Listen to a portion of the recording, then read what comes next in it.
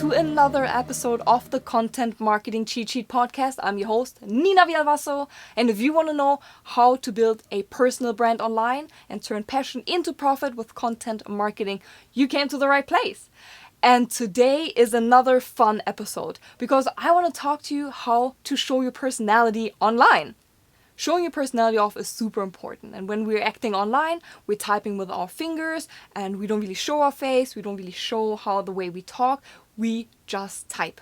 And when you're typing, someone else is not able to see your facial expression, someone is not able to hear the tone of your voice, so we just rely on the words we're seeing on screen. And so we're going to judge someone by the words and by the language the words are written, to see whether we like it or not, or whether to understand if this person is sincere or sarcastic. But when building a personal brand, it's super important to let your personality shine through. But being authentic online and really showing off your personality is not always easy, especially if you're just starting out. And I know this because as soon as I place one of my clients in front of the camera, I turn on the lights and the microphone is right in your face, they get very uncomfortable. And now I expect them to be themselves in front of the camera when they never did this. I mean, at the end of the day, who has a camera in front of them at all times? Honestly, no one, unless you're really into social media and you're recording Instagram stories. But besides business owners, a regular person doesn't really do this on a day-to-day basis.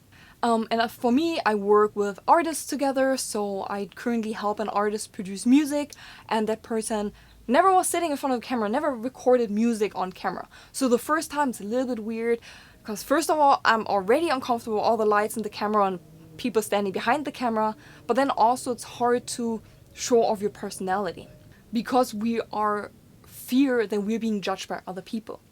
And the fear of being judged by other people limits our own potentials. So I want to show you 4 tips that you can use to really show your personality online, and that you can also help your clients to show their personality online. So whether you are a photographer or you are a video photographer and you sense that your client feels a little bit uncomfortable or doesn't really show their full personality online, you can also provide them with these 4 tips. Number 1, be transparent. Being transparent in real online is the number 1 most important thing. Be honest about your feelings, your experiences, your interests, your values, and your goals. It's more important than ever to be authentic online because people can see right through dishonest behavior. People can sense inauthenticity from miles away. Really, trust me on that. People know if you're faking it when they see it.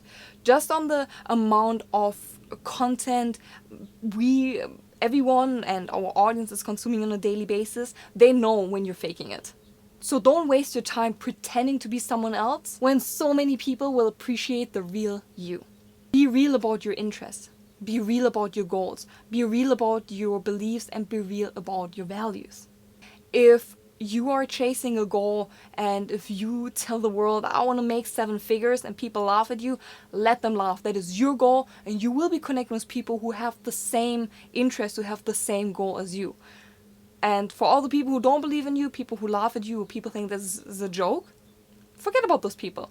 You don't even want them as your followers. Because if people don't like the real you, if people don't like your realness and your honesty, they don't need to follow you. And you shouldn't feel sad about people who just don't like your personality. And why you shouldn't be sad about them? Because those people wouldn't buy from you anyways. Those people wouldn't listen to your advice, so we don't care about those people. And it just goes back, let's say at your workplace or in school. Honestly, you cannot like everyone in your class and you don't get along with everyone at work. That is just the simple nature of being a human being. You connect with people who share the same values, you connect with people who maybe have the same sense of humor as you, but you don't connect with someone who's just the total opposite of you. And that's okay. You don't need that everyone follows you. You just need people who follow you because they like to follow you, they believe in your personality, and you can enhance their life. Also, do not pretend to like something when in reality you don't really like that. And I'm talking about like popular TV shows, for example, Game of Thrones or The Bachelor. In my case, I like both of them and I watch both of them with my husband, but let's say you don't like those shows. Don't pretend that you like them only because other people are talking about them.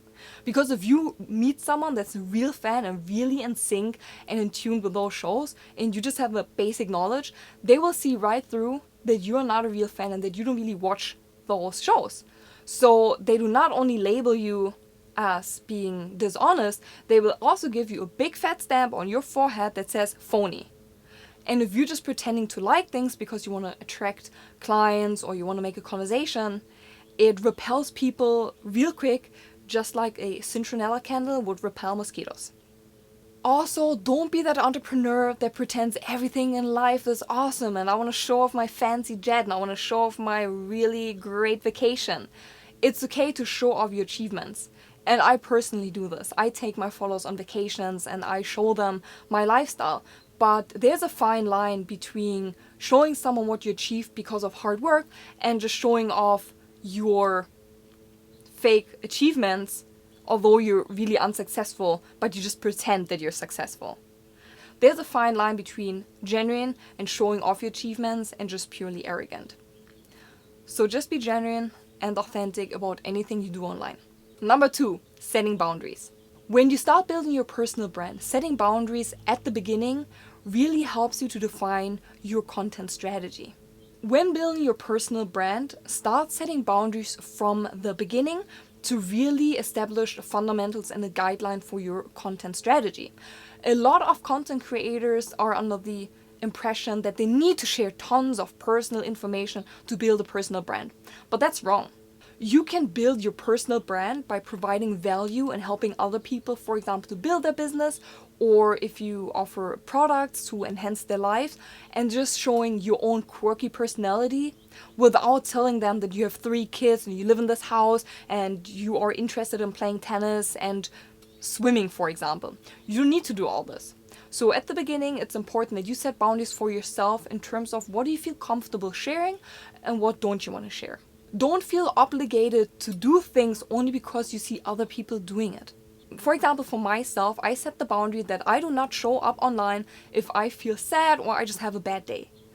I know that other people do this and I know that other content creators do this, but for myself, I don't want to do it. I don't want to cry on camera. I don't want to be sad online. I don't want to drag other people down if I have a bad day. So you don't have to show off your personal and private life to become successful online. You can create tons of content and not once show your family, friends, or your pets. Remember, you have full control over the information you are putting out there. If you don't want people to know that you hate coffee, you don't have to tell people that. Share the amount of personal information that you feel comfortable with. Number 3, be unique. If you think to yourself, well, great, Nina, that's a great tip. There's not a single thing unique about me. Well, I have to stop you right there. No one is like you and no one does business like you. We are all unique in our own ways. For example, let's say you walk into the supermarket and you go to the bread aisle. There are thousands of breads. I mean, some supermarkets have an insane amount of breads in their bread aisle. And now you go there and you think about what bread should I choose? And you take time to really analyze each and every bread. I mean, there's 10 different wheat toasts there.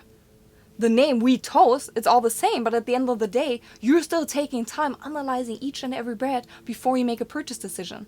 Because yes, at the end of the day, all those wheat toasts are unique, just like you.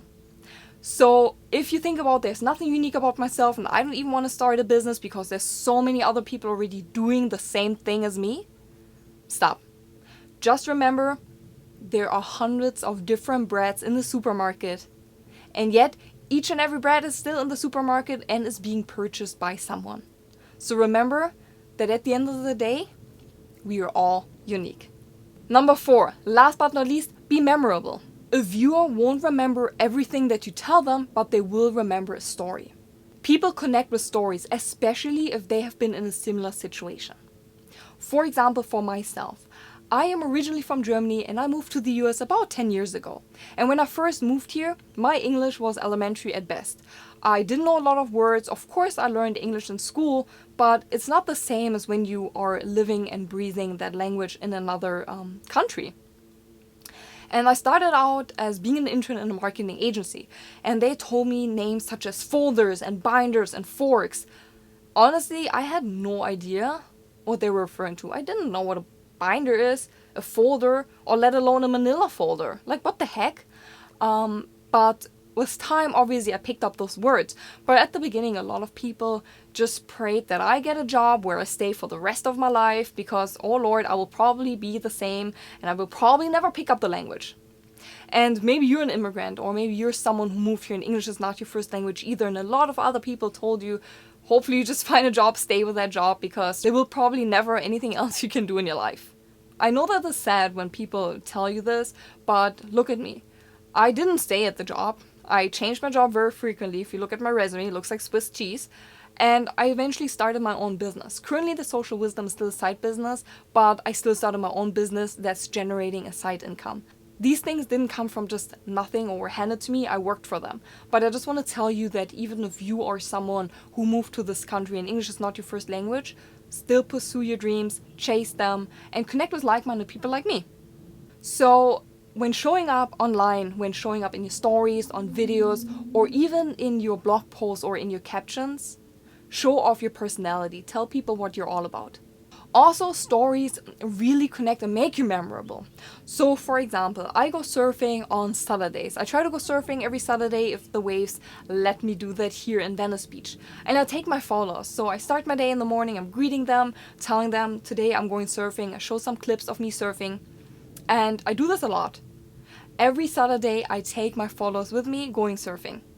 So sooner or later, I implemented that idea that I surf in their minds. So now when they go out or they see a surfing video online or they go to the beach and see surfers, they immediately think of me. And that's really the power of stories. It's really the power not only of stories, but also repetition and really sharing what you do in your personal life, really giving them an idea. And as I mentioned earlier, you don't need to share anything of your personal life. You can just tell people, you know what, I really like to eat blueberries. And you continue eating blueberries on camera. Now, give that a couple of days, give that a couple of videos, and now your audience, every time they see a blueberry, they think of you. So even small suggestions, even small things that you do, build a connection and make you memorable. Also, consistency in your voice, the way you write, your style and format will make you recognizable online. Showing off your personality online really helps to connect with other people. Humans like to connect with humans by simply their personality. Showing off your personality online will help you to connect with people. You can show people who you are, what your goals are, and what you're good at. If you're passionate about something, for example, cooking or surfing or riding your bike, don't be afraid to tell the world. Don't be afraid to share the thoughts with your audience. The more we open up on social media, the more we attract like-minded people, and the more people will understand our behaviors. In the end, it's all about showing off your personality online. The more you do it, the easier it will become, the easier it will get for people to connect with you and they coming back to your account because they want to know more about you. It's not hard, it's not difficult, you just have to put in the work. And that led us yet again to another episode of the Content Marketing Cheat Sheet podcast. I'm so glad you tuned in today and I can't wait to see you again next week. Until then, goodbye, or how we say in Germany, auf Wiedersehen.